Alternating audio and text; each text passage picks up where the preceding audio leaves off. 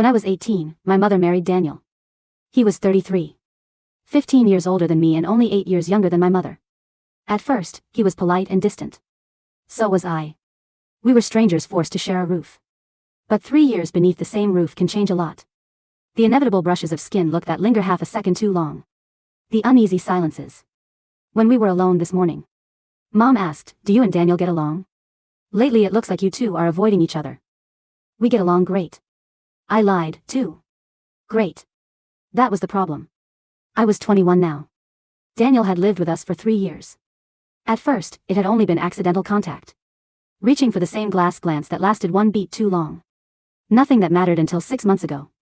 It was a Saturday at midnight. Phoenix was in the middle of a heat wave.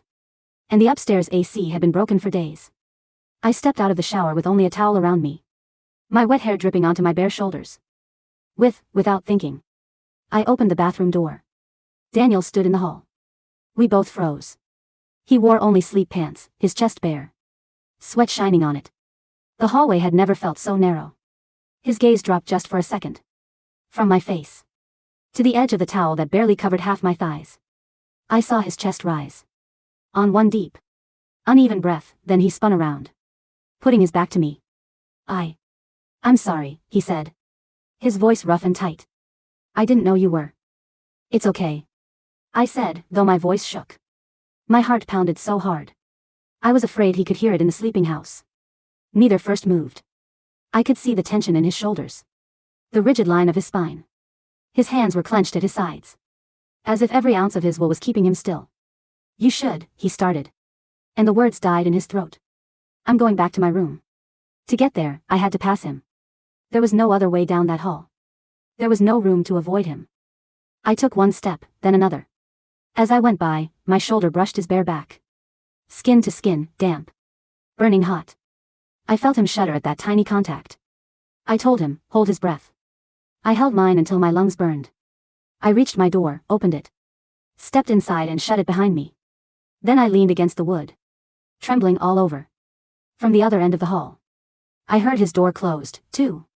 Then Mom's sleepy voice. "Everything okay, honey?" "Everything's fine," Daniel answered. His voice was almost normal. Almost controlled. "I just got some water." I slid to the floor and hugged my knees.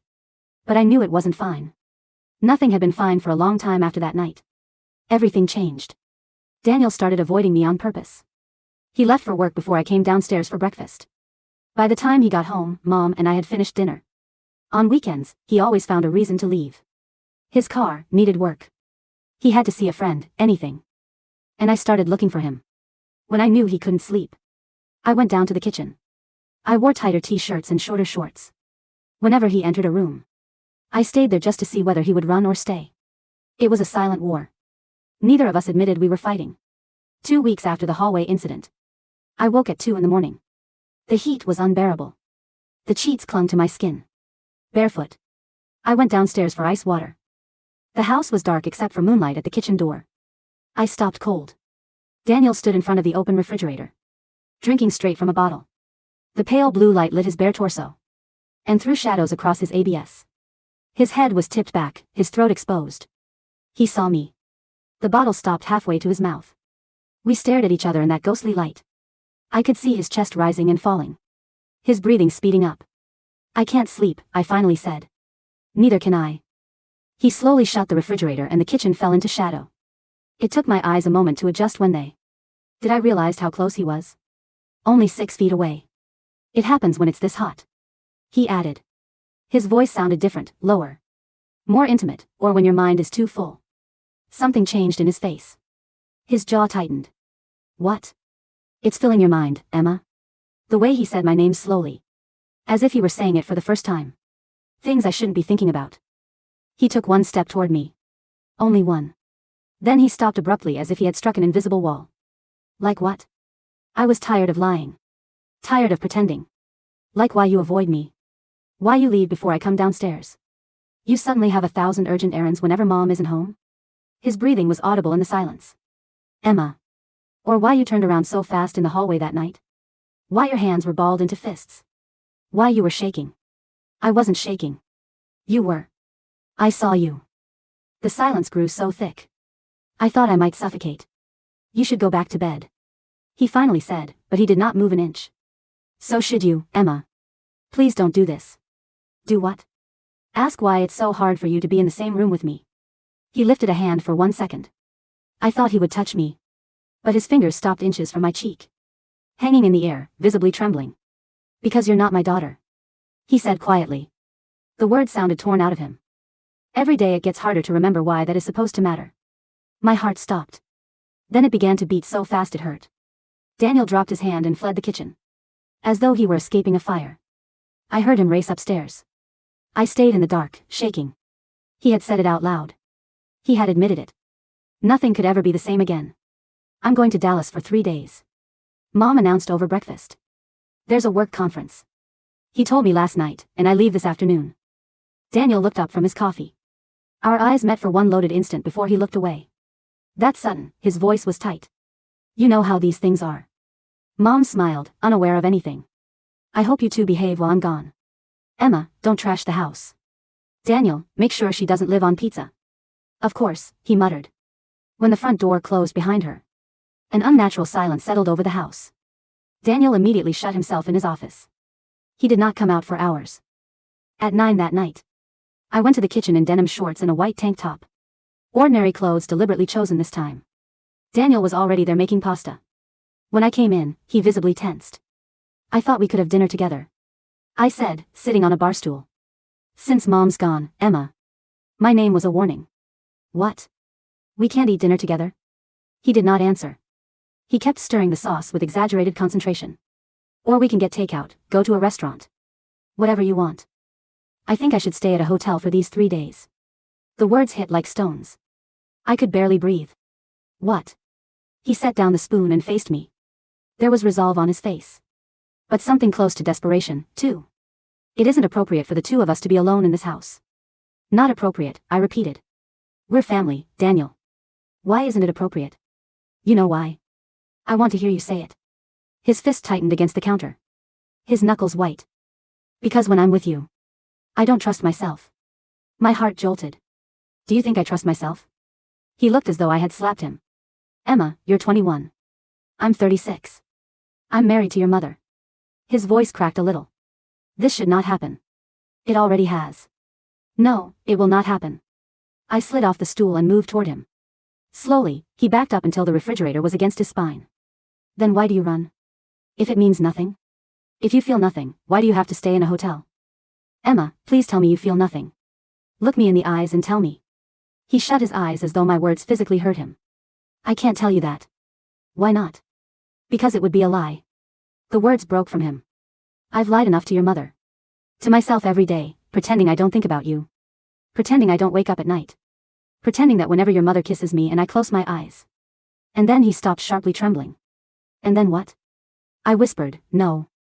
Say it, Daniel. I can't. He opened his eyes and looked at me with an intensity that burned. If I say it out loud, there is no going back. I have to admit what kind of man I really am. You admitted it already. That night in the kitchen. He stepped forward. Suddenly. We were face to face, his breath touching mine. That was different. Why? Because your mother isn't here. Because it's only us. Because if I say out loud what I feel, what I have felt since I met you, I can't pretend I'm still the man she thinks I am. Then what do you feel? His hands came down on my waist. Did not pull me closer. He only held me steady. Things a man should never feel for his wife's daughter. I'm not your daughter. No.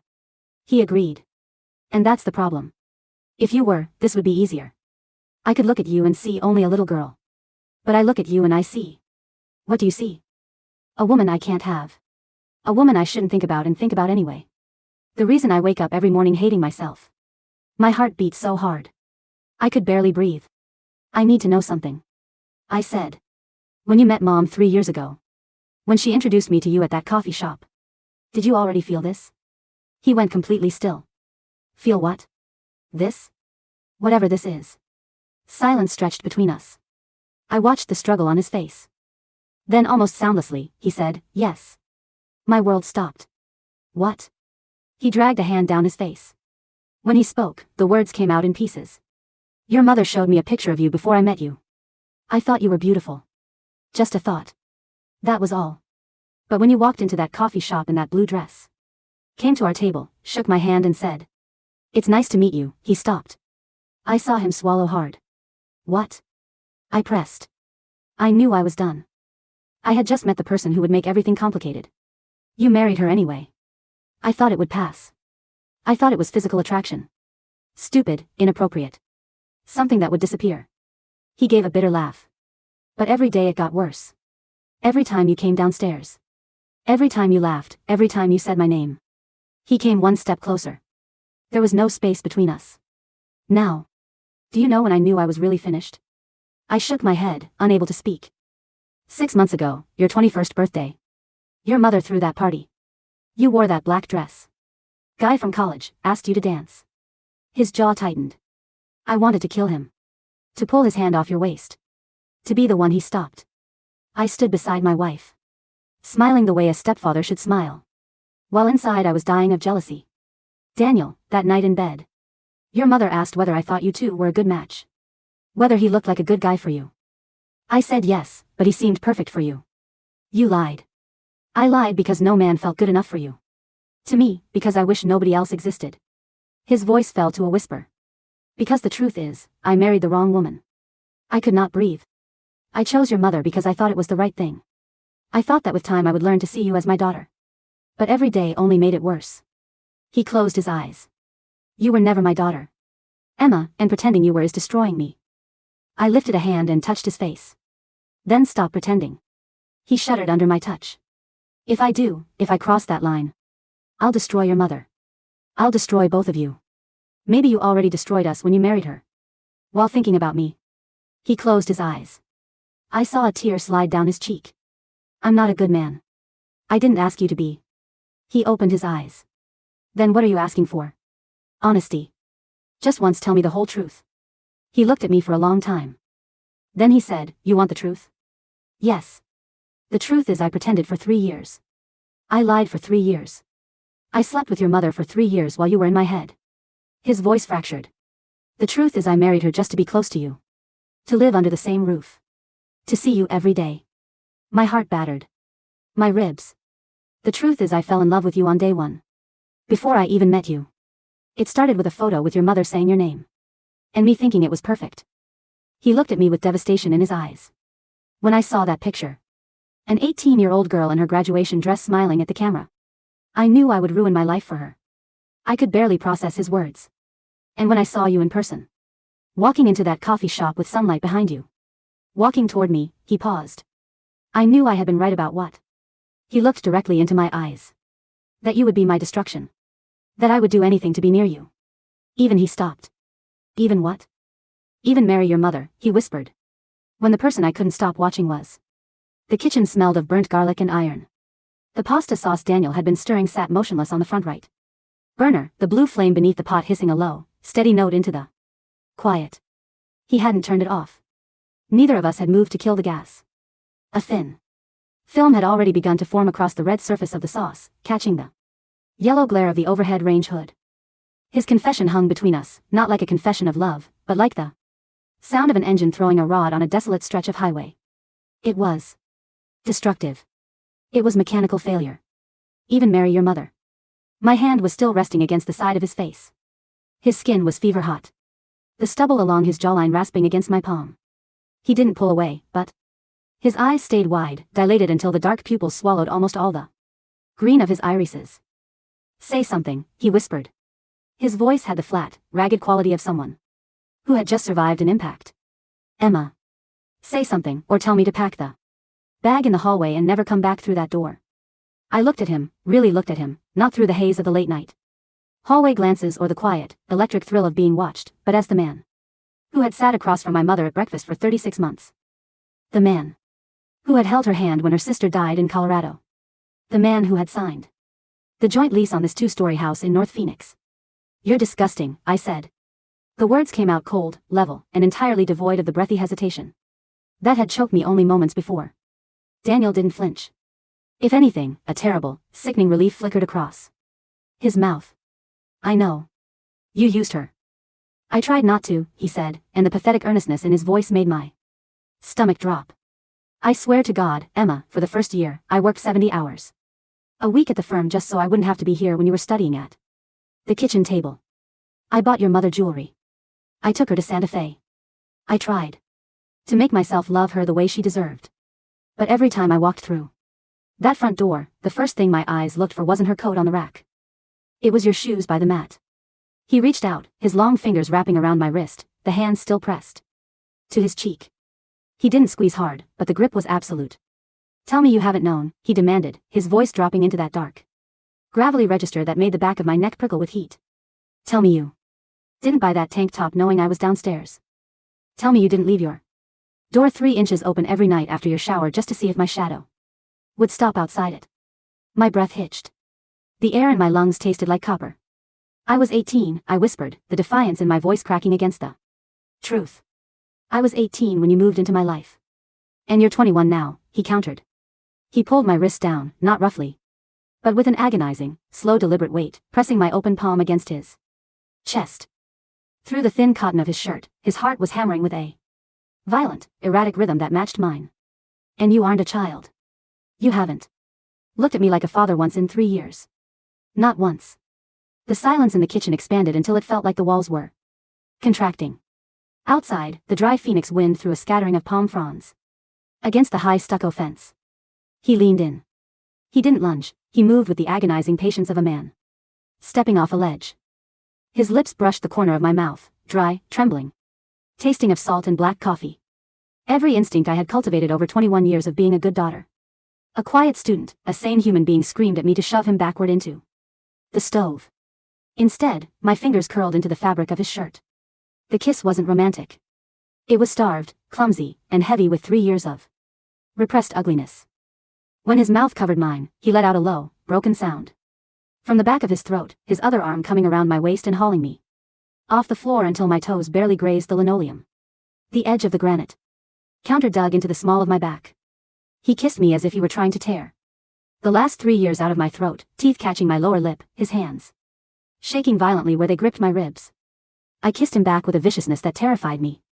All the suppressed humiliation of the last 6 months, the feeling of being watched, the heat of his gaze on my bare legs in the hallway, the agonizing shame of lying awake in my bed listening to his footsteps cross the floorboards above, erupted into the open.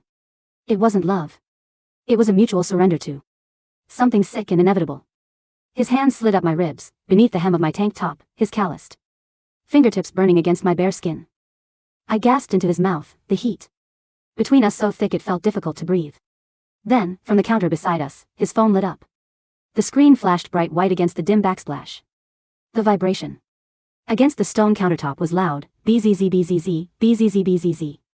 Across the screen, in bold, cheerful system text, danced the caller ID, Sarah.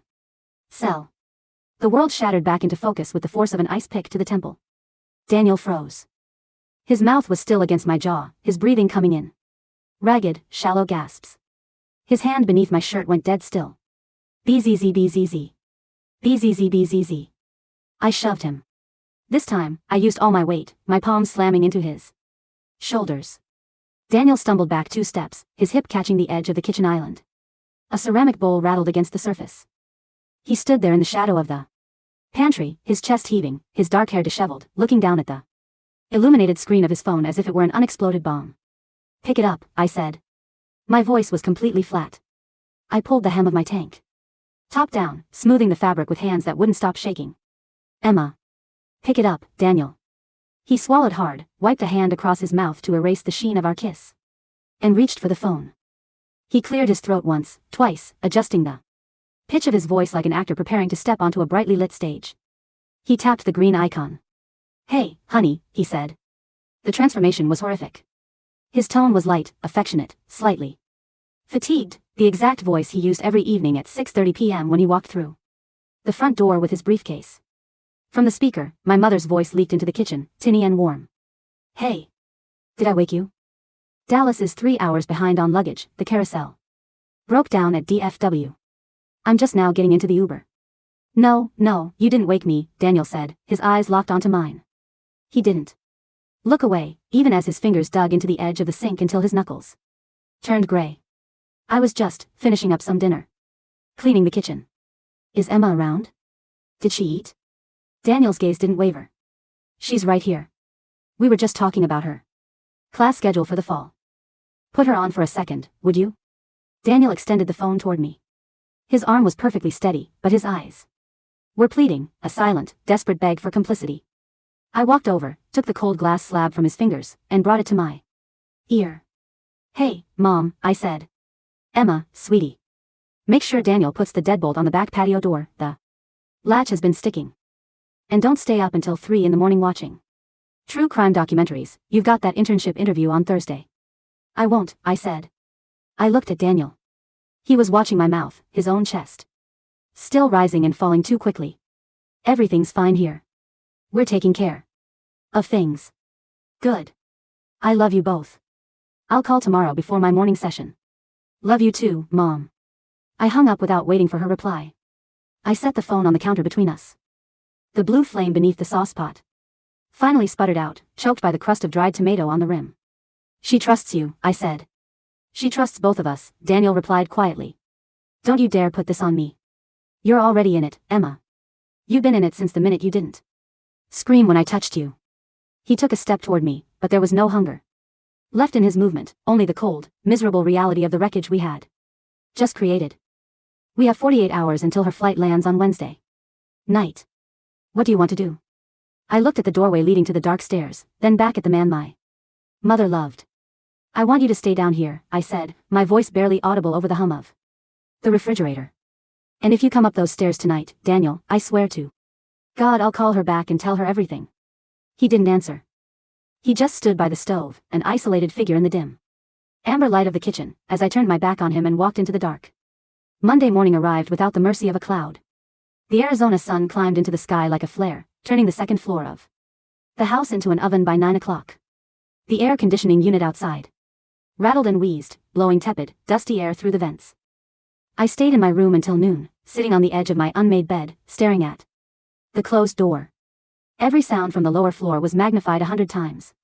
The creak of the third step from the bottom. The clink of a ceramic mug against the granite. The heavy, measured tread of Daniel's dress shoes moving between the kitchen and his home office at the front of the house. He hadn't left for his firm. He was supposed to be at his desk in downtown Phoenix by 8:30, but his car, a charcoal gray Audi, remained parked in the driveway directly beneath my window, its windshield reflecting the blinding white glare of the noon sun. When thirst finally forced me down the stairs, I found the house spotless. He had cleaned everything. The pasta pot was washed, dried, and put away. The counters had been scrubbed with bleach until they smelled sterile and sharp. The deadbolt on the patio door had been oiled, a can of WD-40 sat neatly on the utility shelf. Daniel was sitting at the kitchen island with his laptop open, wearing a clean linen shirt with the sleeves rolled to his elbows. He looked like an advertisement for suburban contentment, save for the dark, purple half-moons bruised beneath his eyes. He didn't look up when my bare feet hit the tile. There's fresh coffee, he said, staring at his spreadsheet. Cold brew is in the pitcher. Why aren't you at work? I poured myself a glass of water from the tap, refusing to touch the pitcher he had made. Took 2 personal days. He clicked a cell on the screen. Told the partners I had a plumbing emergency at the house. You're a terrible liar. Actually, he said, finally raising his eyes to meet mine, I'm a very good liar. I've had 3 years of practice. The water felt cold against my dry throat, but it did nothing to soothe the knot tightening in my stomach. He looked older today. In the bright daylight, the lines around his eyes were sharper, the gray hairs at his temples more pronounced. He didn't look like a predator, he looked like an exhausted man who had deliberately steered his car into a ditch and was now waiting for the tow truck that would never come. We need to talk about what happens on Wednesday, I said, leaning against the far counter, keeping 10 feet of open space between us. Nothing happens on Wednesday, he replied evenly. Your mother comes home. I pick her up from Terminal 4 at 8:15. We go to that Greek place she likes on Camelback. We come home. We go to sleep. And you think you can just look at her? After last night? I've looked at her for 3 years while wanting you, Emma. Adding a single kiss to that ledger doesn't change the arithmetic as much as you think it does. It wasn't just a kiss. Then what was it? He closed his laptop with a quiet, decisive snap. Tell me what it was, Emma. Was it a revelation? Are you going to tell me you're in love with me? That we should pack 2 suitcases, ruin your mother's life, alienate Every friend and relative we have, and run off to some miserable apartment in Flagstaff? The cruelty in his voice was like a bucket of ice water thrown in my face. I don't love you, I spat. I think you're pathetic. Daniel smiled, a small, grim twitch of his lips that didn't reach his eyes. Good. That makes it easier. If you don't love me, and I'm a monster, then this is simple. It was an impulse. An ugly, hot weather mistake. We bury it. You told me you married her to be near me. I was drunk on the situation, he said, though his hands, resting flat on the laptop lid, betrayed him by trembling slightly. I was saying whatever came into my head because I was tired of holding it. You're lying again. He stood up so abruptly the barstool screeched against the floor. He crossed the distance between us in 3 long strides, stopping so close I could smell the peppermint of his gum and the dark, bitter scent of the espresso he'd been drinking all morning. Do you want me to be lying? He whispered, his face inches from mine. Do you want it to be true, Emma? Do you want to be the reason an entire family gets ripped apart? Does it make you feel powerful to know that a 36-year-old man threw away his morals because you wore a short skirt in a kitchen? You don't get to blame me for your weakness. I hissed, refused to back up against the counter. You chose this. You looked at a photograph of an 18-year-old girl and decided to play house with her mother just to get a front row seat. You're sick. Yes, he said instantly, his voice dropping into a register that made my knees feel weak. I am. And you stayed in this kitchen with me last night instead of running to your room. What does that make you? We stood there, breathing each other's air, locked in a mutual hatred that was so tangled with attraction it was impossible to separate the two. He didn't touch me. He kept his hands balled into fists at his sides, as if touching me would trigger an explosion that would level the block. Get out of the house, I said. This is my house, Emma. My name is on the mortgage. Then I'll leave. With what money? He asked coldly. With the tuition money I co-signed for last month? With the car insurance your mother and I pay? Where are you going to go? To your college friends? What are you going to tell them? My stepfather kissed me, but don't worry, I spent 3 weeks provoking him first. A sharp, stinging slap echoed through the open floor plan. My hand burned. Daniel's head was turned to the right, a bright red welt already rising across his cheekbone. For 5 seconds, the only sound was the droning hum of the broken air conditioner. Slowly, Daniel turned his face back to look at me. His eyes weren't angry, they were burning with a dark, triumphant satisfaction. He reached up, touched the welt with the tip of his middle finger, and then dropped his hand. Wednesday, he said quietly. 8:15 p.m. Act normal. He picked up his laptop, walked into his office, and closed the heavy oak door behind him. The lock clicked shut with a sound like a small caliber gunshot. Sarah came home smelling of airport coffee, dry cleaning, and the heavy vanilla perfume she had worn since I was a child. She burst through the front door at 9 on Wednesday night, her rolling suitcase thumping over the threshold, her face glowing with the triumphant exhaustion of someone who had successfully closed a regional sales account. Oh, thank God for central air, even if it's barely working, she groaned, dropping her purse onto the entryway bench. Dallas was 98 degrees. With 80% humidity. I felt like a boiled shrimp. Daniel came out of the kitchen with a glass of white wine in his hand, smiling. The precise, warm smile he had practiced for 36 months. Welcome home, he said. He stepped forward, caught her around the waist, and kissed her on the mouth. I was standing at the top of the stairs, my fingers wrapped around the banister. So tightly the polished wood was biting into my skin. I watched the way his hand rested naturally on the small of her back, the exact same spot he had touched on me 48 hours earlier. I watched my mother lean into him, sighing with genuine comfort, resting her forehead against his chest for a second. Did you miss me? She asked, looking up at him. You have no idea, Daniel said smoothly. He handed her the wine glass. Emma's upstairs. She's been studying all afternoon. Emma. Mom called out, spotting me through the wooden spindles of the railing. Come down here, baby. I brought you those pecan pralines from the airport. My legs felt heavy, as if I were moving through wet cement. I walked down the stairs, one deliberate step at a time, keeping my eyes fixed entirely on my mother's face. I didn't look at Daniel, though I could feel his presence at the edge of my peripheral vision like a live wire sparking on a wet carpet. Hey, Mom, I said. She wrapped her free arm around my neck, pulling me into a hug. She smelled familiar and safe, and the guilt hit me so hard in the ribs that I thought I might actually throw up on the entryway rug. Look at you, you look pale, she said, pulling back to inspect my face with That hyperperceptive mother's gaze that had always terrified me as a teenager. Have you been eating? Daniel, did you make her real food or did you two live on takeout? We made pasta on Sunday, Daniel said from behind her. She's just stressed about the semester starting. Well, you need some sun, Mom said, patting my cheek with a hand that wore her simple platinum wedding band. Tomorrow's Thursday. Let's all three of us go down to the club for dinner. My treat. We can celebrate the Dallas contract. I have plans tomorrow night, I said quickly. Too quickly.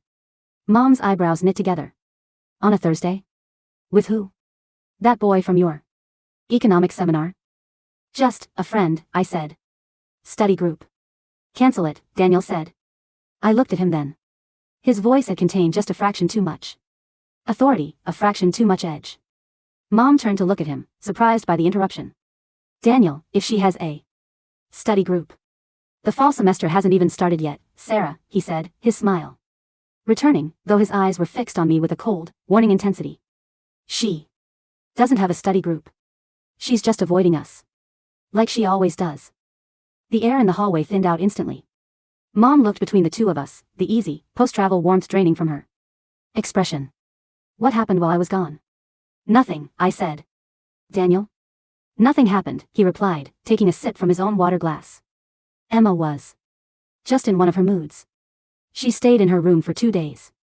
I was not in a mood, I said, my voice rising despite my desperate attempt to keep it flat. I was studying. You were sulking, Daniel said. He took a step closer to my mother, casually, draping his arm over her shoulders in an overt display of territory that made my vision blur with rage. Just like she's been doing all summer. Sarah, she's 21. She needs to stop treating this house like a hotel and us like the staff. Daniel, stop, Mom said, but her voice was uncertain now, caught between her husband's reasonable-sounding frustration and her daughter's sudden, trembling fury. Emma, honey, he didn't mean. No, he meant it, I said. I looked directly at Daniel's arm where it rested. Across my mother's shoulders. The linen of his shirt was pressed against the cotton of hers. He's very good at saying exactly what he means when you aren't around, Mom. Daniel's jaw tightened. A muscle twitched beneath the skin of his left cheek, right where I had slapped him 24 hours before. Emma, he said, and there was a thread of real danger in his voice now. Go to your room.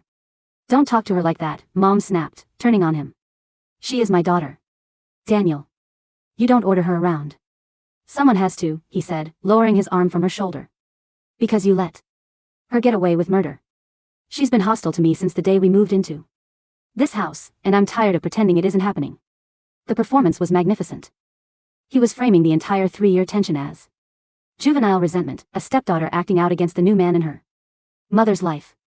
If he established that narrative, anything I said later, any accusation, any truth, would look like the desperate retaliation of a spoiled child trying to break up a marriage. I saw the whole game laid out in front of me, chessboard clear. You're right, I said. Both of them stopped. Mom looked startled, Daniel looked instantly suspicious. I'm sorry, I said, looking at the floor. I've been stressed about money and classes. I didn't mean to take it out on you, Daniel. Daniel didn't move. He knew it was a trap, but because my mother was standing between us, he had to take the bait. It's fine, he said slowly. Just try to be part of the family, Emma. I will, I said. I'll go unpack your bags for you, Mom. I grabbed her heavy rolling suitcase before either of them could stop me and hauled it up the stairs. As I reached the landing, I looked down through the spindles one last time. Daniel was standing in the hall below, his head tilted back, watching me disappear into the master bedroom. His expression wasn't one of victory. It was the face of a man who knew he had successfully steered the ship away from the rocks, only to realize the hull was already taking on water from below. 3 weeks passed. The heat in Phoenix broke slightly, dropping from the unlivable 1 teens down into the double digits as September rolled in. The semester began at Arizona State. I filled my schedule with 20 credit hours, 3 campus clubs, and a part-time job at the university library that kept me out of the house until 10 every night. I lived like a ghost. I left before 6 in the morning, taking my coffee in a thermos, and slipped into the house through the garage door after they were already in bed. It worked, for a while. The house settled into a brittle, artificial peace. My mother was busy with her new promotion, frequently working late at the corporate park in Tempe. Daniel was back at his firm, billing 80 hours a Weak, looking thinner, his suits hanging slightly looser off his broad frame. We didn't speak a single word to each other for 22 days. When we passed in the kitchen on Saturday mornings, we moved like two ships. Navigating a minefield, silent, eyes averted, bodies pulled inward to avoid even the accidental graze of an elbow. The poison didn't disappear, it just seeped deeper into the groundwater. It exploded on a rainy Tuesday in late September. A rare desert monsoon had rolled in over the Superstition Mountains, drowning the valley in sheets of gray water, flooding the streets, and knocking out power to half of Scottsdale. The library closed early at 6. With the highway flooded, I had no choice but to drive the crawling 20 miles back to the house. The neighborhood was pitch black when I pulled into the driveway. No street lights. No porch lamps. Only the heavy, torrential sound of rain drumming against the roof of my car. I used my phone's flashlight to navigate through the garage and into the dark kitchen. "You're home early," a voice said from the living room. I jumped, dropping my keys onto the counter with a loud clatter. Daniel was sitting in the corner armchair near the cold fireplace. In the weak, jumping glow of a single 3-wick candle burning on the coffee table, he looked like a shadow carved out of charcoal. He had a glass of whiskey in his hand, 3/4 empty. "Power's out," he said, not getting up. "Transformer blew on 64th Street. APS says it won't be back on until morning." "Where's Mom?" I asked, my heart immediately ramping up its rhythm. "Stuck at the Phoenician. The bridge on Indian School is 3 feet underwater.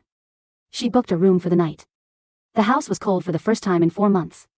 The rain against the large living room window sounded like handfuls of gravel being thrown against the glass.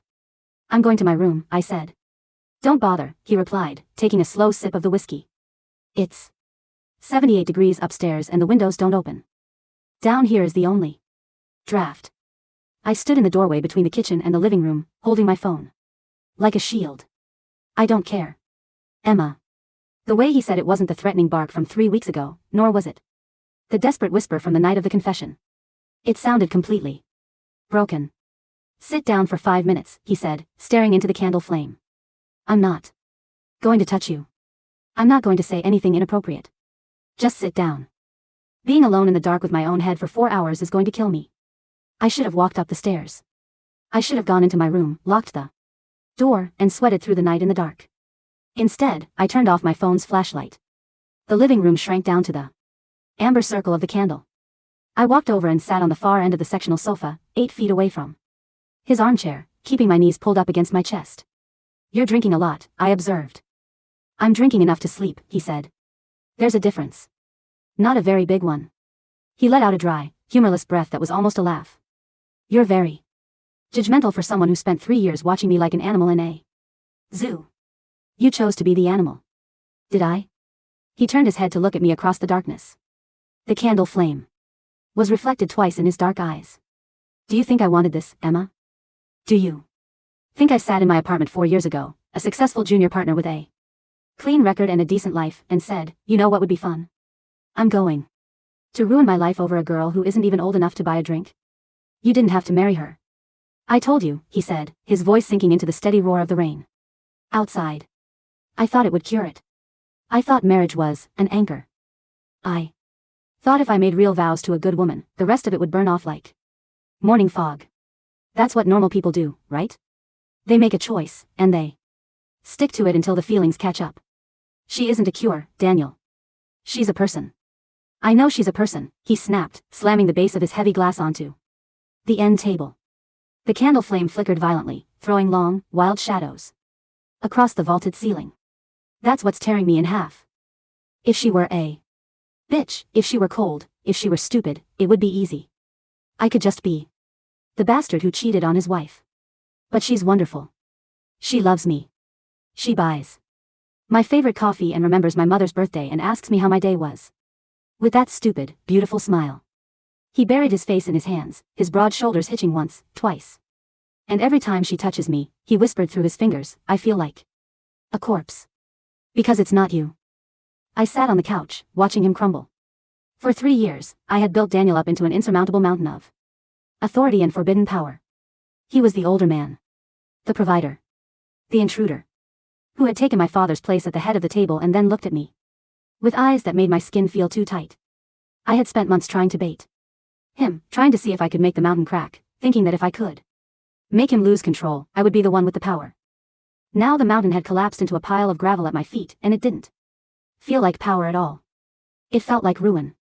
You have to leave, I said. He took his hands away from his face. His eyes were red, the skin around them tight and bruised looking in the candlelight. What?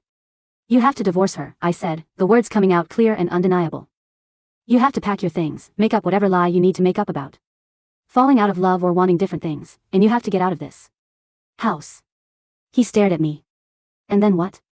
And then you go, I said. You leave Phoenix. You go back to California or wherever you came from. And you? I looked away from him, toward the rain beating relentlessly against the dark glass of the patio doors. I stay here, I said. I help my mother pick up the pieces of the life you broke. And I never see you again. Daniel was silent for so long that the only sound was the rain and the erratic dripping of a leak somewhere in the front gutter. You're right, he said finally. The ease with which he said it shocked me. You're right, he repeated, standing up from the armchair. He picked up his empty glass, walked over to the sideboard, and set it down. He didn't pour another drink. I'll talk to a broker in San Diego on Friday. I have connections at a firm out there. I can transfer by the end of the month. He walked toward the hallway leading to the downstairs guest bedroom. He stopped at the threshold, looking back at me sitting small and rigid on the dark sofa. I'm sorry, Emma, he said. For what it's worth. I'm sorry I brought this into your house. He stepped into the hallway and pulled the door shut. I sat in the dark for a long time, listening to the rain, waiting for the feeling of victory to arrive. It never did. There was only the cold, empty house, the smell of burnt wax as the candle finally sputtered out in its glass jar, and the terrible knowledge that the worst was still to come. The end of a lie is rarely quiet. People think secrets dissolve peacefully, that you can sign a few legal papers, load a moving truck on a Tuesday morning, and let the truth fade into polite silence. That isn't how rot works. When you cut into an infected limb, the poison spills out over everything. 2 days after the storm, on Thursday afternoon, Sarah came home early from the office to drop off some dry cleaning before an evening dinner with her regional director. Daniel wasn't supposed to be home, he was at a closing in Scottsdale. I was in the kitchen, packing my lunch for an evening shift at the library. Mom came through the front door, humming a melody under her breath, holding a stack of mail and a manila folder from Daniel's home office. Emma, do you have a black Sharpie? She asked, dropping her purse on the counter. Daniel asked me to label these real estate disclosure forms before the courier picks them up. In the junk drawer, I said, not looking up from the sandwich I was wrapping in foil. She opened the drawer, rummaged around, and pulled out a marker. She uncapped it, set the manila folder flat on the island, and flipped open the cover. Then she stopped. The silence that followed was different from any silence that had occurred in that house before. It wasn't the heavy, charged quiet between Daniel and me. It was the sudden, total silence of an aircraft losing cabin pressure at 30,000 feet. Mom? I asked, looking up. She wasn't looking at the real estate forms. Tucked inside the front pocket of Daniel's corporate folder was a worn, matte finish photograph. It was a picture of me.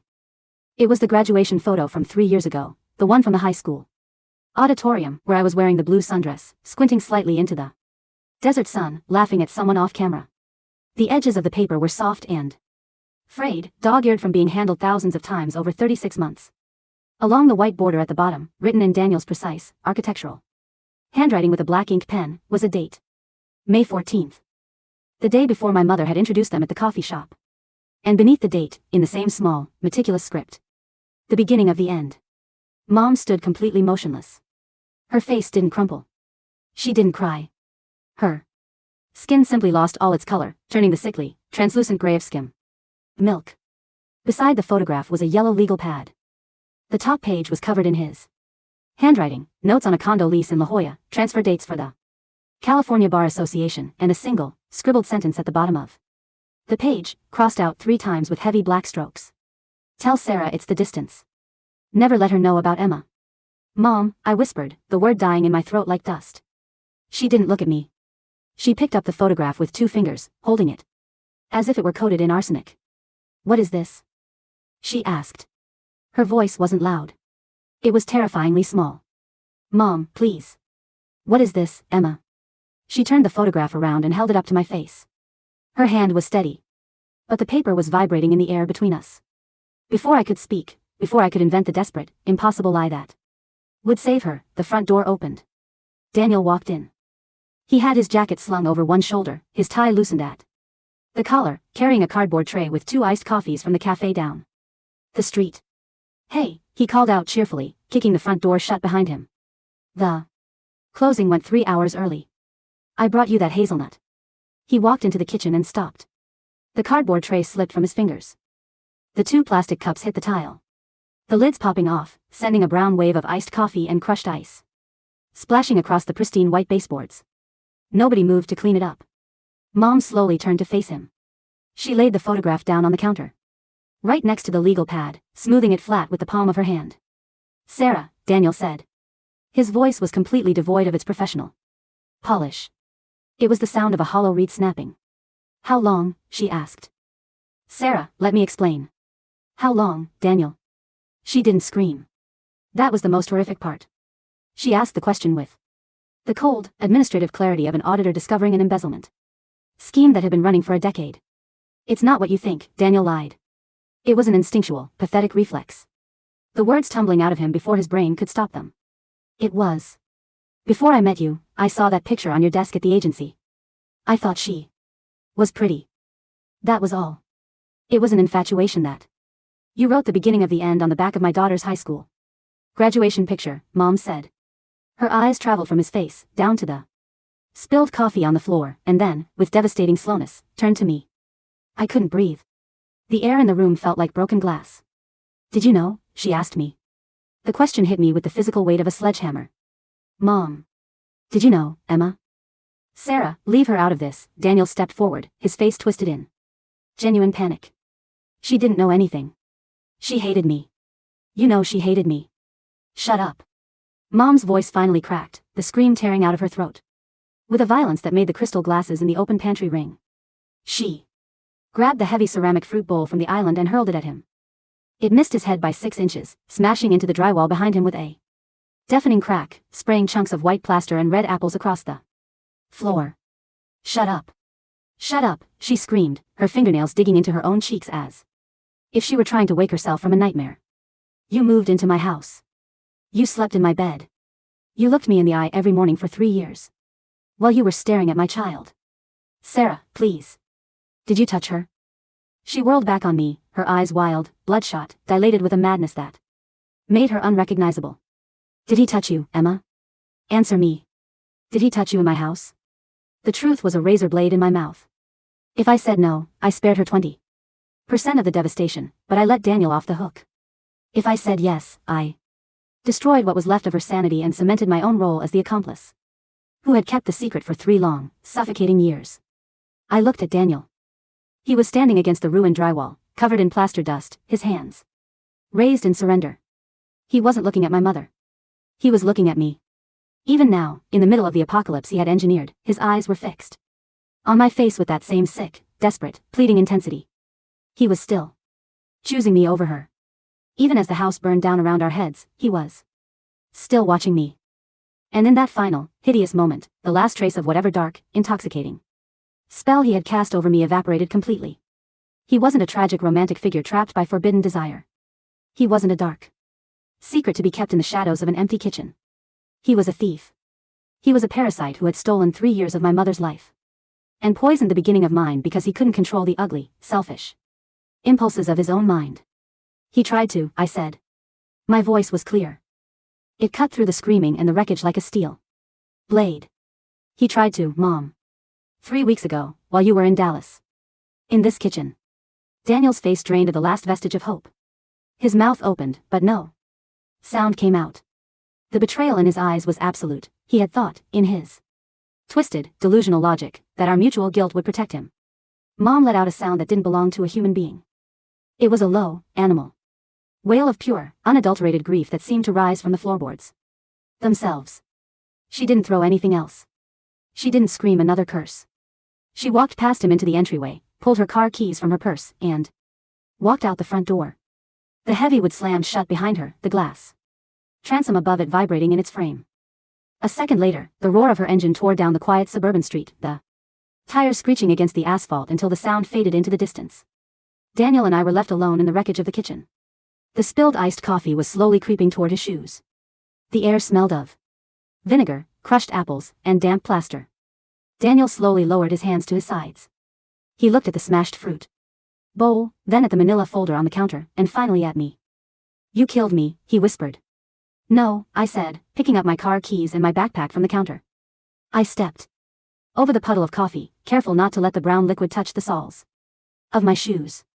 "You killed yourself 3 years ago in a coffee shop. You just took a long time to bleed out." I walked out the door, into the dry Arizona heat, and didn't look back. 1 year later.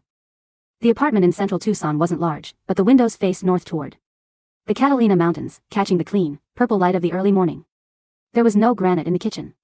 The counters were cheap laminate, the stove was an electric 4-burner from the late 90s, and the floors were plain unsealed concrete covered with a few woven rugs I had bought at the swap meet on Tanque Verde. It was mine. I paid the $400 rent with 2 paychecks from the university writing center and a small stipend from my graduate assistantship. There were no co-signers on the lease. No shared bank accounts. No men standing in the hallways at midnight. My mother came down on a Sunday in October. She looked different. She had cut her hair short, dyed it a darker, richer chestnut, and traded her corporate suits for linen pants and comfortable flat shoes. She had sold the house in Phoenix within 30 days of that Thursday afternoon, sold it at a loss just to have the deed out of her name, and moved into a small townhouse near Old Town Scottsdale. We sat on my small balcony, drinking tea from mismatched mugs, watching the shadows of the clouds move across the jagged rock faces of Mount Lemmon. We didn't talk about Daniel. We hadn't spoken his name since the final divorce decree had been signed by a judge in Maricopa County 9 months ago. He was in San Diego now. Or maybe Los Angeles. A mutual acquaintance had told my mother he had left his firm and taken an in-house position with an insurance conglomerate, quieter work, less visible, the kind of job you take when your reputation has been shredded by the quiet, brutal whispers of the Southwest legal community. He had sent 3 letters to my campus mailbox during the first 6 months. I hadn't opened a single one. I had dropped them, sealed and unread, directly into the industrial shredder in the library basement, watching the white envelopes turn into clean, meaningless confetti before walking back to my desk. "The light is nice down here," Mom said, resting her mug on the wrought iron railing. "It's clearer than Phoenix. Less dust." "It's the elevation," I said. "We're 2,000 feet higher." She looked at me over the rim of her cup. The grief that had carved deep lines around her mouth that afternoon hadn't vanished completely. You don't erase 3 years of betrayal in 12 months, but the madness was gone. The raw, bleeding edge of the wound had hardened into a pale, clean scar. "Are you sleeping better?" she asked. "Yeah," I said. "I sleep through the night now." She reached across the small glass table and laid her hand over mine. Her wedding ring was gone, replaced by a simple turquoise band she had bought for herself in Sedona. Her skin was warm, familiar, and completely free of the ghosts that had haunted the kitchen on 64th Street. "Good," she said softly. "Me too."